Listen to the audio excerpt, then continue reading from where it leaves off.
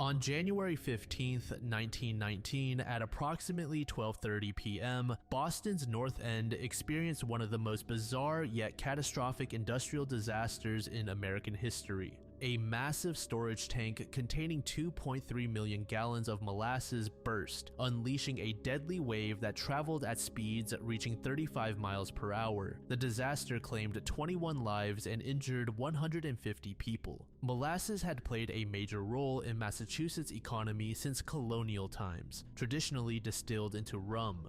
By 1900, production had shifted toward industrial alcohol and colored dyes, but World War I created unprecedented demand for molasses-based industrial alcohol used in munitions production. The United States Industrial Alcohol Company recognized this lucrative opportunity and decided to construct their own massive storage facility rather than rely on external suppliers. Boston's North End was a densely packed immigrant neighborhood that was 80% Italian. Critically, the Italian community had no political voice in decisions affecting their neighborhood, which directly contributed to USIA's ability to place the dangerous tank in the heart of their district without consideration for residents' opinions or safety. Construction of the molasses tank began in November 1915 under extreme time pressure. The tank measured 50 feet tall and 90 feet in diameter. USIA demanded completion by December 31, 1915, creating a rushed timeline. The construction was overseen by Arthur P. Gell, who completely lacked engineering expertise. Under pressure from superiors to meet the year-end deadline, Gell cut corners to ensure completion. The tank suffered from numerous fatal design and construction defects. The tank was never properly tested before use. Instead of the standard procedure of filling with water to test structural integrity, Gell authorized testing with only 6 inches of water, which covered merely the first joint at the tank's base. This wholly inadequate test revealed no leaks, leading Gell to declare the entire tank fit for operation. Modern engineering analysis revealed that the steel walls were approximately half the thickness required for a tank of this size, even by 1915 standards. At every level, plate thickness was less than specified to obtain construction permits. The steel also lacked sufficient manganese content, making it brittle at low temperatures. This deficiency proved critical during Boston's cold January conditions. The number of rivets used was insufficient for the pressure exerted by a full tank of molasses. Additionally, rivet holes were not reinforced, making them more susceptible to failure under stress. Furthermore, the tank's flat bottom rested on a foundation of dry cement and sand mixture rather than proper reinforcement. From the moment it was first filled on December 31, 1915, with over 1 million gallons of molasses, the tank exhibited clear signs of structural failure. Molasses leaked consistently from improperly sealed seams so regularly that neighborhood children brought cans and buckets to collect the leakage. When residents complained about visible molasses leaking from the tank's joints, USIA's response was to paint the tank brown to disguise the leakage rather than address the problems. Site manager Isa Gonzalez repeatedly raised concerns about the tank's integrity, but these warnings were consistently ignored as demand for alcohol-based products was so immense. Frustrated and fearful, Gonzalez resigned in September 1918, a decision that may have saved his life. On January 12, 1919, the steamer Miliero delivered 600,000 gallons of warm molasses from the Caribbean, filling the tank near capacity with over 2 million gallons. This created multiple dangerous conditions. The warm molasses was added to existing cold molasses in the tank. This temperature difference accelerated fermentation, creating gas buildup and additional pressure. 3 days later, the temperature was unusually warm.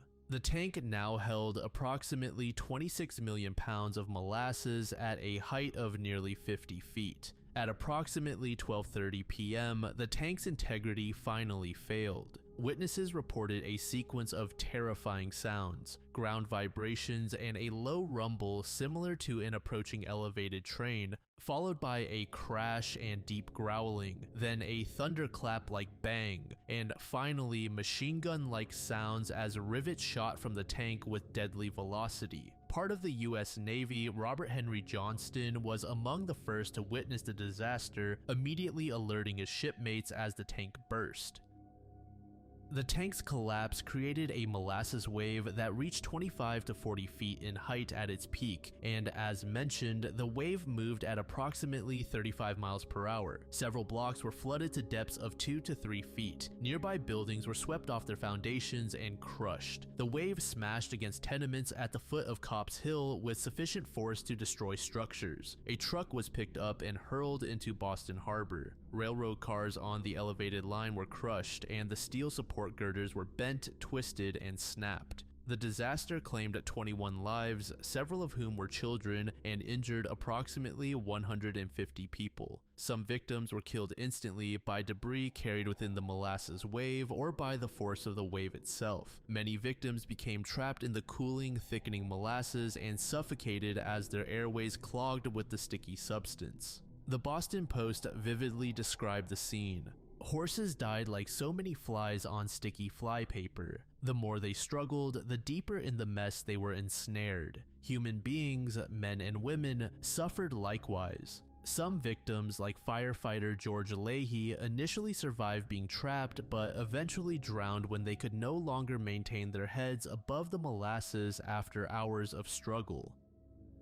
The cleanup operation involved over 300 workers and required the help of several hundred additional volunteers. Crews discovered that salt water from fireboats was more effective than fresh water for removing molasses, followed by sand to absorb residual liquid. The operation was so extensive that Boston Harbor remained brown with molasses until summer 1919. The task ultimately required over 87,000 man-hours of labor. USIA immediately denied responsibility and blamed the disaster on anarchist sabotage, exploiting anti-Italian sentiment in the community. The company claimed that explosives rather than structural failure caused the tank rupture, despite having no physical evidence to support this theory. As you would expect, the disaster triggered a major class action lawsuit, with 119 residents filing claims against USIA. On April 28, 1925, Judge Hugh Ogden ruled USIA responsible for the disaster due to negligent construction and inadequate quality controls. The company was ordered to pay $628,000 in damages, equivalent to approximately $11.5 million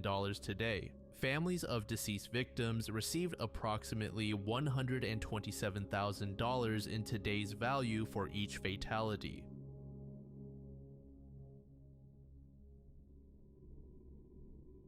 My Immortal is an infamous piece of fan-created content based around Harry Potter. This fan fiction has achieved legendary status for its significant failures in storytelling, characterization, and basic grammar.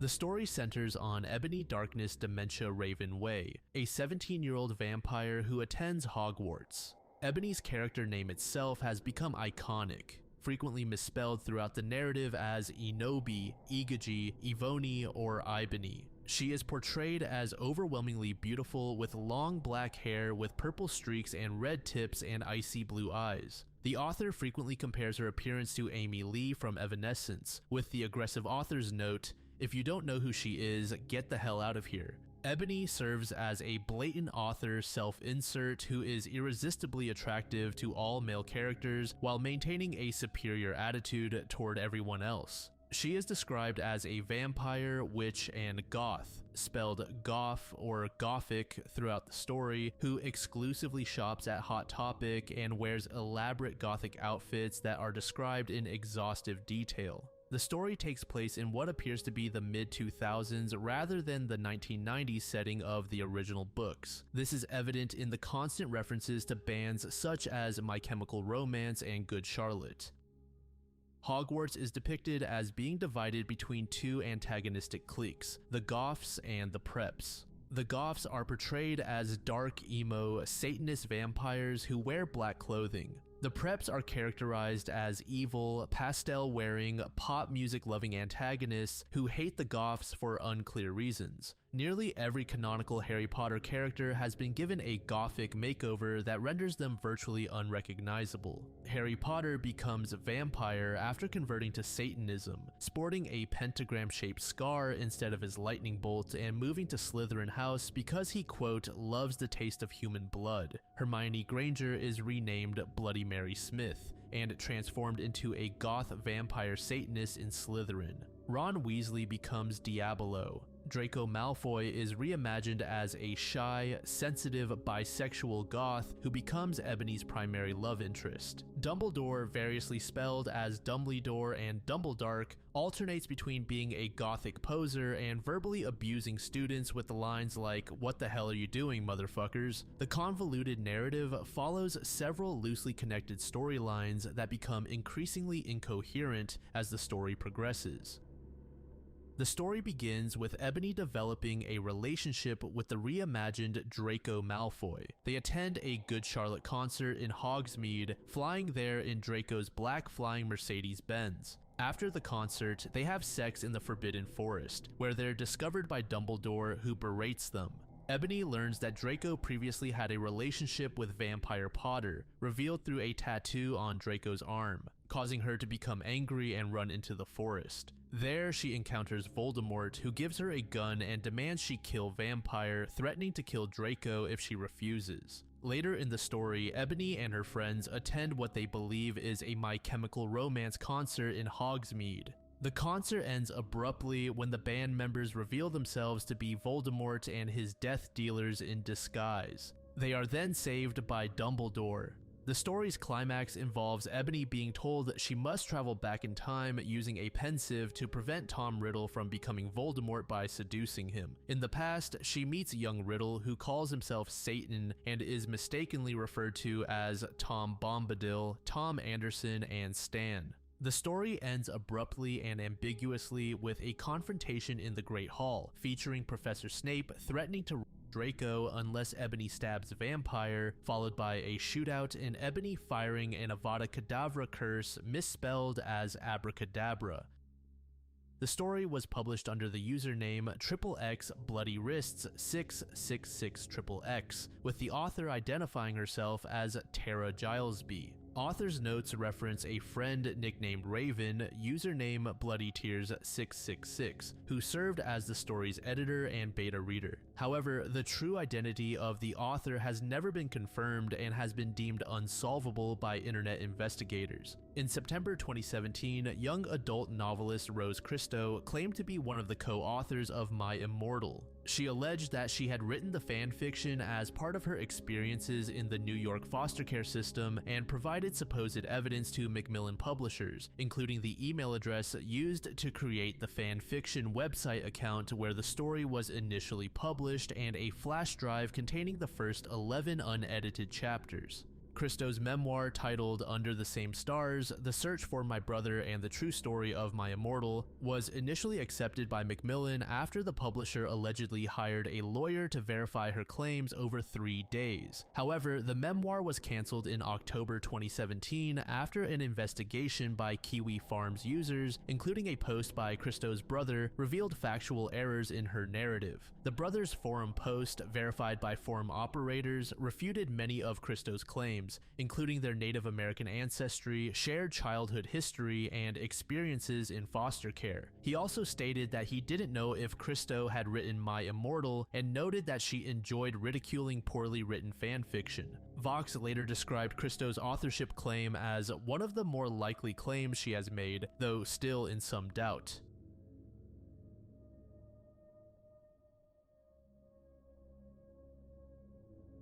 The story of Alexander Sawney Bean is a gruesome legend that involves disturbing actions such as cannibalism. According to traditional accounts, Bean was born in East Lothian during either the early 15th century under James I of Scotland or, more commonly, during the late 16th century under James VI of Scotland. His father was described as a ditch digger, hedge trimmer, or general agricultural laborer. Bean reportedly showed little interest in honest work and was frequently beaten by his father for his laziness and unwillingness to contribute to the family trade. Eventually, he fled his home with a woman named Agnes Douglas, who was allegedly accused of witchcraft and shared Bean's criminal tendencies. The pair became outcasts from society and took up residence in a coastal cave known as Benane Cave. This location extended 200 yards deep, with tunnels penetrating solid rock for over a mile. Crucially, the cave's entrance was flooded twice daily at high tide for several hundred meters, making it nearly impenetrable and allowing the Beans to remain hidden for decades. Lacking any form of income, Bean turned to highway robbery and ambushing travelers on the isolated roads between villages. To prevent identification and capture, he murdered all his victims. To dispose of evidence and provide food for his growing family, Bean resorted to cannibalism, butchering the corpses and consuming them. Over 25 years, the Bean family grew dramatically through incest. According to the legend, Bean and Agnes produced 14 children, 8 sons and 6 daughters, who then incestuously produced 32 grandchildren, 18 males and 14 females. This created a clan of nearly 50 cannibals who all participated in the family's murderous practices. The Bean clan operated with surprising precision, ambushing travelers at night and ensuring no witnesses survived. They would drag corpses back to their cave, where the bodies were dismembered and consumed. Surplus meat was pickled in barrels or salted for preservation. Discarded body parts were often thrown into the sea, where they would wash up on nearby beaches, leading villagers to blame wild animals for the disappearances. As the clan grew, so did their appetite and boldness. They could attack groups of up to half a dozen travelers simultaneously. The estimated number of victims varies dramatically across accounts, ranging from several hundred to nearly 1,000 people over their 25-year killing spree. The clan's eventual downfall came when they attacked a married couple returning from a country fair. The husband, described as skilled in combat and armed with sword and pistol, managed to fight off the attackers while his wife was killed and partially consumed before his eyes. A larger group of people happened upon the scene, forcing the cannibals to retreat and leaving behind both a witness and physical evidence. The survivor was taken to Glasgow's chief magistrate, who reported the incident directly to King James VI. Intrigued by the report, the king personally led a force of 400 men and bloodhounds to hunt down the clan.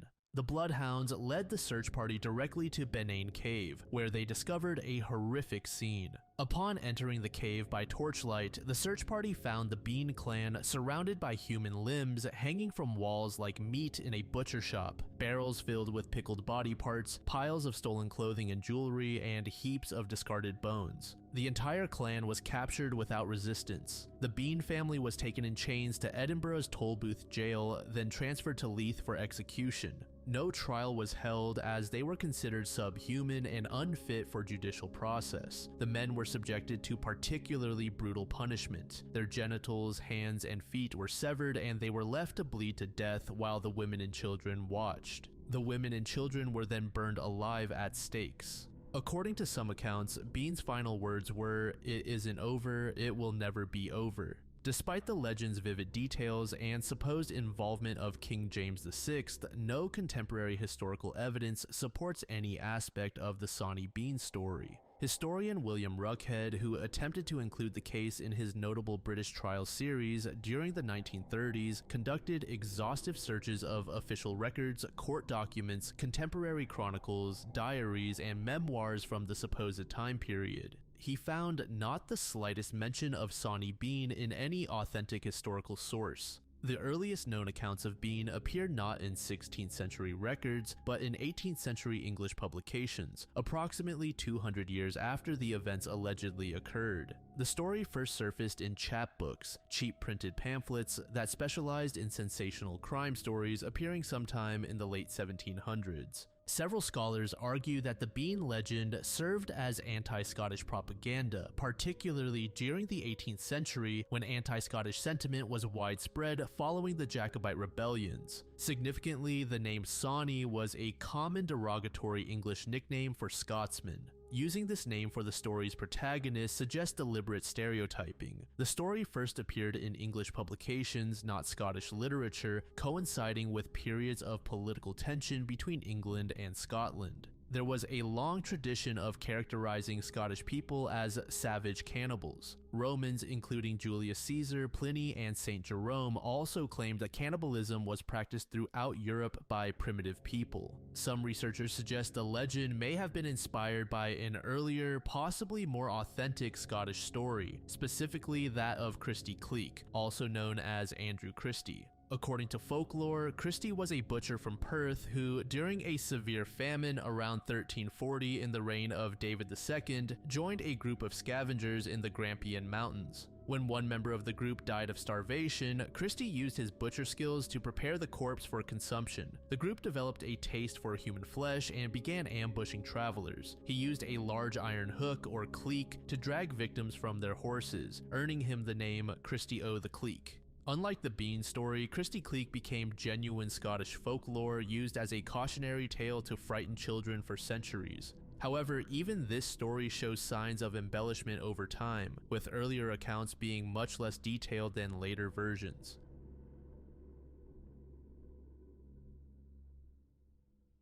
Simo Heiha is history's most lethal sniper, earning the nickname the White Death during Finland's winter war against the Soviet Union. His extraordinary military service during the harsh winter of 1939 to 1940 resulted in what many consider an impossible feat: over 500 confirmed kills in fewer than 100 days of active combat. Born on December 17, 1905, in the tiny hamlet of Kaiskinen, Simo was the seventh of 8 children in a Lutheran farming family. The family lived in southeastern Finland, merely 15 kilometers from the Russian border, in an area that would later be ceded to the Soviet Union following the Winter War. Growing up, Simo developed exceptional outdoor skills from an early age. His childhood was spent helping cultivate the family farm alongside his eldest brother while attending school in a nearby village. The harsh winters, with temperatures dropping as low as -40 degrees Celsius, naturally conditioned him for the extreme conditions he would later face in combat. His hunting prowess became evident during his youth as he frequently pursued small game, including the notoriously difficult to hunt foxes, using an old bolt-action rifle. These hunting expeditions in the dense Karelian forests honed his marksmanship skills and developed his patience for remaining motionless for extended periods. His natural talent was so pronounced that the household reportedly overflowed with shooting trophies from various local competitions. At age 17, Simo joined the Finnish voluntary militia known as the Civil Guard, the Finnish equivalent of the US National Guard. Within the Civil Guard, Simo continued to excel in shooting competitions throughout the Viipuri province. In 1925, at age 19, he began his 15-month compulsory military service with Bicycle Battalion 2 in Raivola. His abilities were immediately recognized during marksmanship training, where he demonstrated the remarkable capability of hitting targets at 500 feet with a rate of 16 rounds per minute. Notably, he did not receive formal sniper training until 1938, just 1 year before the Winter War began, when he attended specialized training at the military center in Utti. The Winter War erupted following a series of escalating tensions between Finland and the Soviet Union. As part of the secret protocol in the German-Soviet Pact of August 1939, Stalin had been granted a sphere of influence that included Finland. Through Foreign Minister Vyacheslav Molotov, Stalin began making territorial demands that appeared moderate on the surface but represented existential threats to Finnish independence. The Soviet demands included a lease on the Hanko Peninsula for use as a naval base and border adjustments on the Karelian Isthmus, located merely 20 miles from Leningrad. While Stalin offered to surrender Soviet Karelian lands twice the size of the territory demanded from Finland, they recognized these negotiations served as ultimatums that would effectively end their independence. When diplomatic negotiations failed, the Soviet Union launched its invasion of Finland on November 30th, 1939. Finland's population of approximately 4 million faced the Soviet Union's 168 million. Military resources were equally imbalanced, with Finnish forces numbering around 300,000 facing Soviet forces estimated between 425,000 and 760,000. The equipment disparity was even more pronounced. Finland possessed approximately 30 artillery pieces compared to the Soviet Union's 6,541, while the air power difference stood at 130 Finnish aircraft against 3,800 Soviet planes. This overwhelming disadvantage forced Finland to adopt unconventional warfare tactics that would play to its natural advantages in winter combat. When the Winter War began, Simo reported for duty on October 10, 1939, and was assigned to the 6th Company of Infantry Regiment 34 under Lieutenant Arne Jutalainen. This group was tasked with defending the crucial Kola River region. The front represented a critical defensive position, as Soviet forces viewed it as a potential breakthrough point to strike behind the Mannerheim Line. Initially, Finnish forces deployed approximately 4,000 men against 15,000 Soviet troops, supported by hundreds of tanks. As the battle intensified, Finnish defenders eventually numbered around 15,000 while facing tens of thousands of Soviet soldiers. Simo's achievements were meticulously documented by multiple sources, including his company commander, military chaplain, and his own private memoir discovered in 2017. By December 22, 1939, he had achieved 138 sniper kills in just 22 days of combat. This number grew to 199 by January 26, 1940, representing 61 additional kills in 35 days. By February 17th, his total reached 219 sniper kills, and by March 7th, one day after his injury, he had recorded 259 kills. Simo's most distinctive choice was his exclusive use of iron sights rather than telescopic scopes. This decision was based on multiple strategic considerations, which included the slight raising of one's head to adjust telescopic sights and the tendency for scopes to fog up in extreme temperatures. Additionally, he had no prior training with scoped rifles and preferred to rely on equipment he had mastered. On March 6, 1940, just 1 week before the Winter War's conclusion, Simo's legendary career came to a traumatic end. During a renewed Soviet offensive against the Kola region, he was engaged in close-quarters combat using his submachine gun rather than conducting sniper operations. While fighting alongside regular infantry troops, Simo was struck by what sources describe as an explosive bullet that devastated the left side of his face. The projectile entered through the top of his lip and exited through his left cheek, completely shattering his lower left jaw and removing most of his left cheek. Initially believed dead, Simo was placed on a pile of corpses alongside other fallen soldiers. His survival was discovered only when a fellow soldier noticed his leg twitching, leading to his immediate evacuation to medical facilities. The extent of his injuries was so severe that field reports described him as having half his face missing. Simo remained unconscious for 7 days, regaining consciousness on March 13, 1940, the same day the armistice was declared. He learned about his supposed death by reading his own obituary in a newspaper and promptly wrote to correct the misunderstanding. His recovery process was extensive and painful, requiring 26 separate surgical operations over a 14-month period. Doctors used bone from his hip to reconstruct his shattered jaw, but the injuries left permanent facial scarring and disfigurement that would mark him for life. Despite requests to return to combat during the subsequent continuation war, Simo was deemed medically unfit for active duty due to the severity of his facial injuries. Despite his war injuries, Simo successfully returned to farming and developed into an accomplished hunter and dog breeder. His hunting expeditions became legendary, attracting notable participants including Finnish President Urho Kekkonen. He specialized in moose hunting and achieved considerable success in dog breeding programs.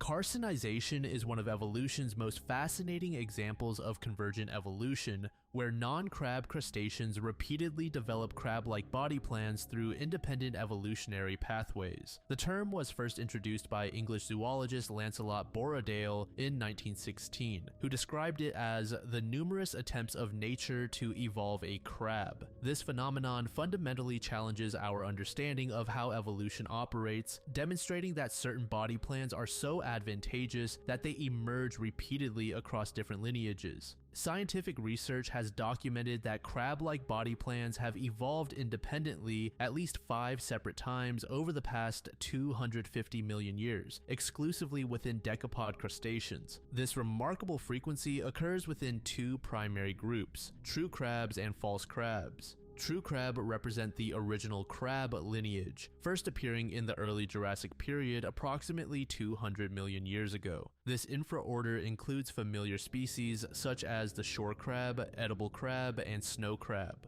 All Brachyura share the typical crab body plan and possess 4 pairs of walking legs. False crabs demonstrate the most dramatic examples of carcinization, having evolved crab-like forms from various ancestral body plans. King crabs represent perhaps the most studied example, having evolved from hermit crab ancestors between 13 and 25 million years ago during the late Cenozoic. Despite their massive size and crab-like appearance, molecular evidence reveals they are actually nested within the hermit crab genus Pagurus. Porcelain crabs evolved from squat lobster ancestors first appearing in the late Jurassic. They demonstrate what researchers term hypercarcinization, developing even more crab-like characteristics than typically observed in the process.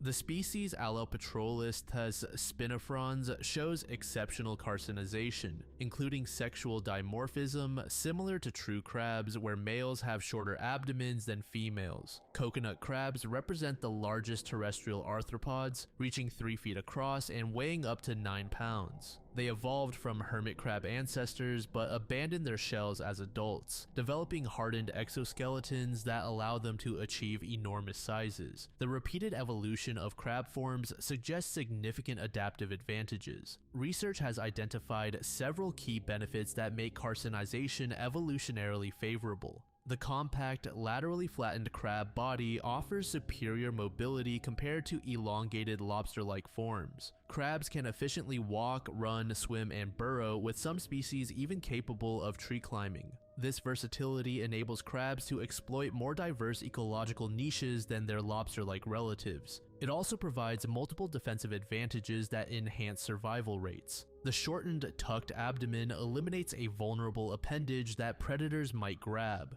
The process involves hardening of the abdomen cuticle and reduction of exposed surface area. Additionally, the flattened body shape allows crabs to hide effectively in rock crevices and coral formations. The carcinized body plan is associated with a lowered center of gravity, enabling efficient sideways motion. This lateral movement pattern provides significant advantages in marine environments with forward-moving predators, allowing for more effective evasive maneuvers. Remarkably, evolution doesn't always favor the crab form. Decarcinization, the evolutionary loss of crab-like characteristics, has occurred at least 7 times throughout evolutionary history. This process demonstrates that carcinization isn't universally optimal and that evolutionary pressures can favor other body plans under different circumstances. Notable examples of decarcinization include certain frog crabs and Puerto Rican sand crabs, which evolved away from the typical crab body plan. The fossil species Callichamera perplexa represents a dramatic example of decarcinization, evolving into an active swimmer with a streamlined, missile-like body and enlarged eyes. Research suggests that burrowing behavior often correlates with decarcinization, as streamlined bodies experience less drag when moving through sediments compared to flattened pancake-like forms.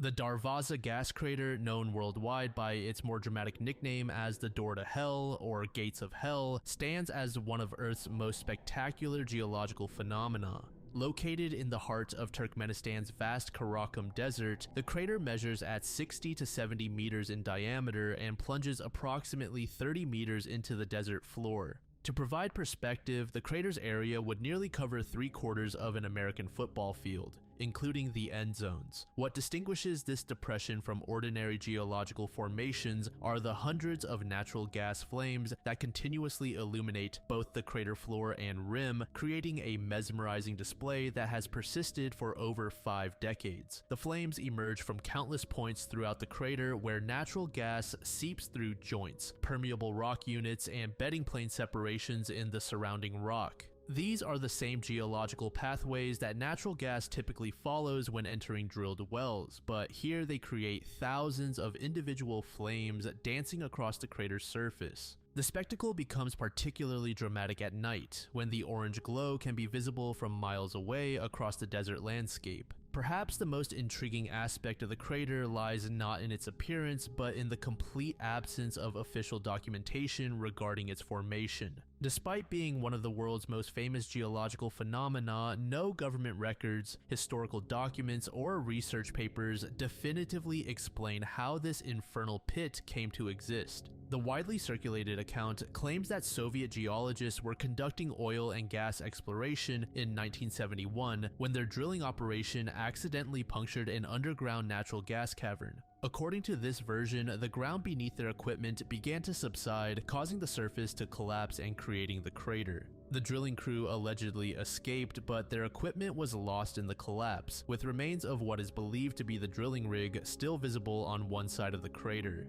Faced with the prospect of massive amounts of methane gas escaping into the atmosphere and potentially poisoning nearby villages, Soviet engineers supposedly made the decision to ignite the crater. Their expectation was that the gas would burn off within a few weeks, but instead, the flames have continued burning for over 50 years. However, this narrative faces significant challenges when examined closely. Local geologists in Turkmenistan have provided a substantially different account of events. According to these sources, the crater actually formed in the late 1960s and remained unlit for several years, gurgling with gas and mud before being ignited sometime in the 1980s to prevent the emission of poisonous gases. This discrepancy is particularly interesting because it suggests the crater existed as a natural gas seepage for over a decade before anyone decided to light it. The lack of official records is especially puzzling given the Soviet Union's typically meticulous documentation of industrial activities, particularly those involving strategic resources like oil and natural gas.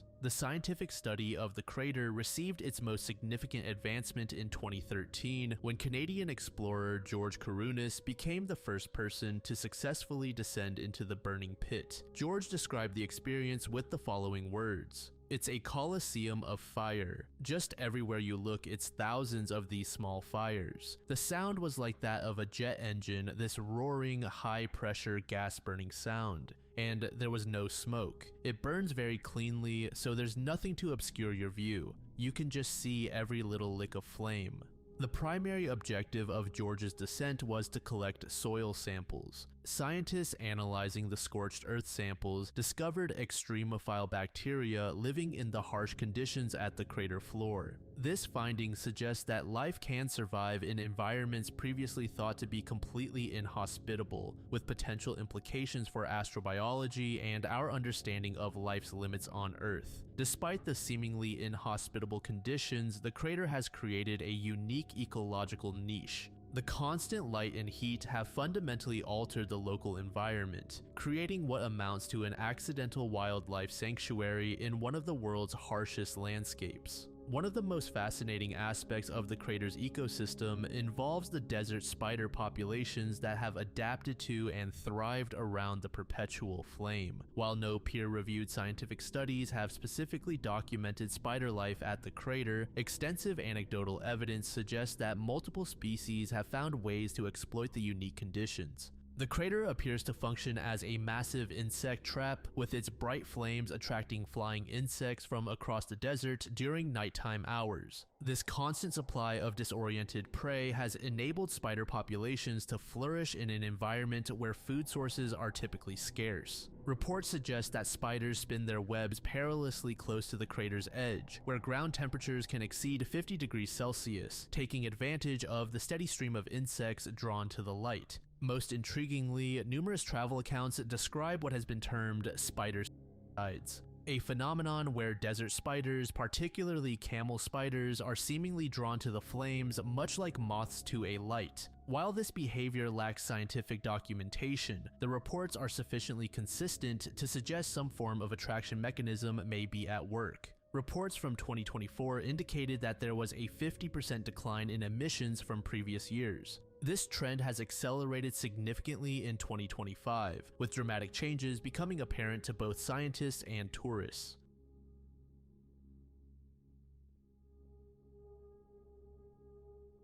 Major Allison Digby Tatum Warder is an eccentric military figure who served in World War II. He has more or less immortalized himself in history for his strange practice of carrying an umbrella and wearing a bowler hat into combat during the Battle of Arnhem in September 1944.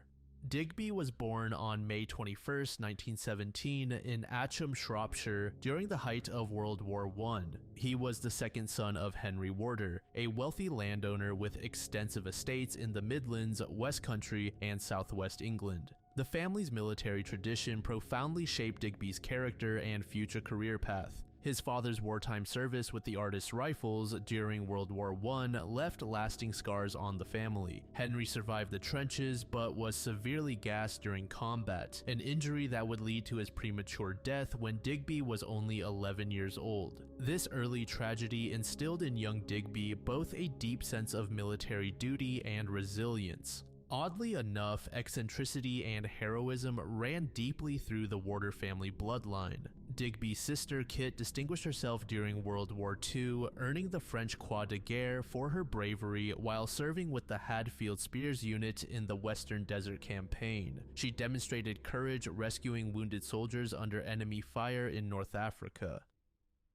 His brother, Major John Warder, served with the 2nd Dragoon Guards and was killed during the Second Battle of El Alamein in late 1942 after courageously leading his squadron while standing upright on his tank. These events would go on to fuel Digby's own path to distinguish himself in the line of duty. He received his education at Wellington College in Berkshire. In 1935, he was accepted into the Royal Military College at Sandhurst. He passed out of Sandhurst on January 21, 1937, and was commissioned as a second lieutenant on the unattached list for the British Indian Army. Initially planned for the Indian Army, due to his family connections, Digby was attached to the 2nd Battalion, Oxfordshire and Buckinghamshire Light Infantry on March 13, 1937, while they were serving in India. However, he found the regiment so appealing that he decided to transfer permanently, formally joining them on April 27, 1938, rather than pursuing his original Indian Army commission.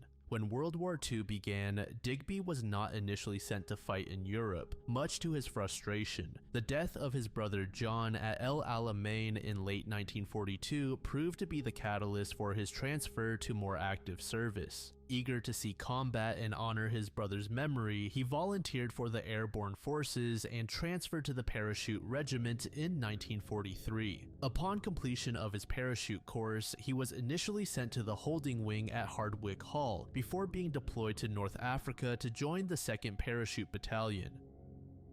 However, by the time he arrived, the battalion had already sailed for Italy, and it wasn't until October 12, 1943, that he was able to join them and take command of A Company. Lieutenant Colonel John Frost, the commanding officer, recognized Digby's qualities and appointed him to lead the company. When the battalion returned to England in December 1943, they were billeted around Grantham in Lincolnshire, with a company stationed at Easton Hall. It was during this training period that Digby began developing the innovative approaches that would make him stand out. Concerned about the notorious unreliability of military radios, he trained his men in the use of bugle calls. This would actually turn out beneficial, as the radios would indeed fail during the actual battle, and his company's ability to communicate effectively using bugles gave them a significant tactical advantage. The umbrella also emerged as Digby's signature accessory during this preparation period.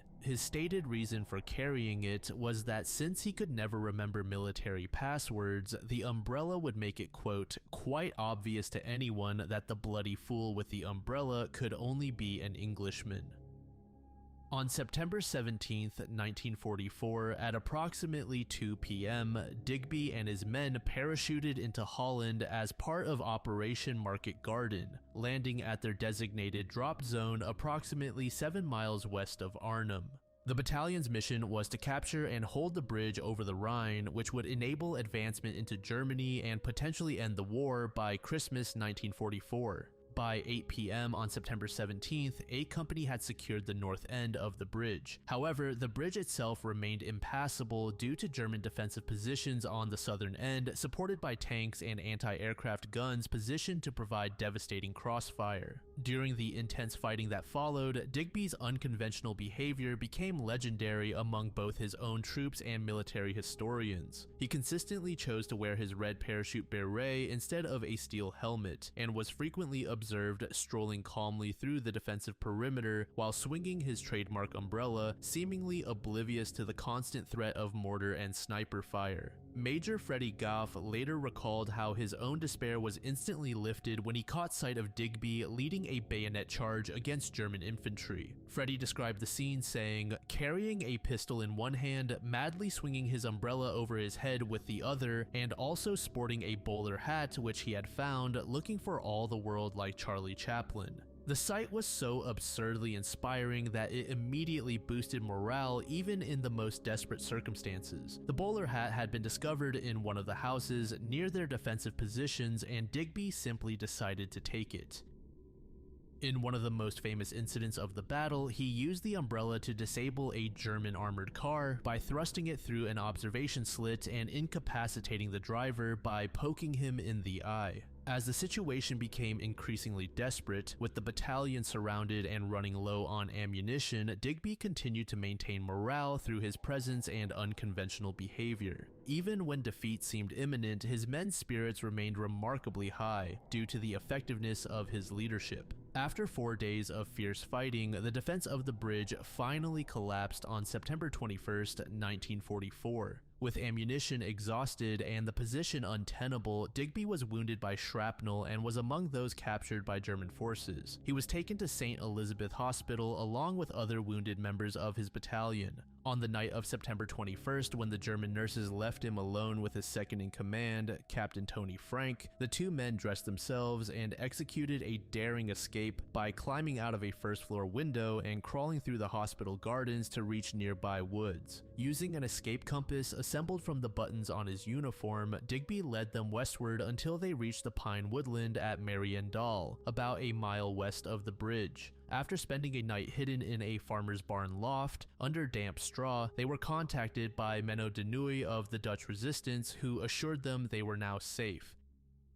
Digby's most significant achievement during this period was his role in organizing Operation Pegasus, a large-scale evacuation of stranded Allied personnel. Using radio equipment provided by the resistance, he established nightly communication with British intelligence at Nijmegen, speaking each evening with Aire Neve, the first British prisoner to escape from Colditz Castle, who worked for MI9, the organization responsible for helping escapers and evaders return to Allied lines. Initially, the plan was to create a hidden army behind German lines that could launch coordinated attacks to support a future Allied crossing of the Rhine. However, when it became clear that no such operation would be tangible, the mission changed to one of a mass evacuation. Operation Pegasus was scheduled for the night of October 22nd, 1944, and would involve 138 men making their way through German lines to the Rhine riverbank. Most of the escapees were armed and prepared to fight their way through any opposition they encountered.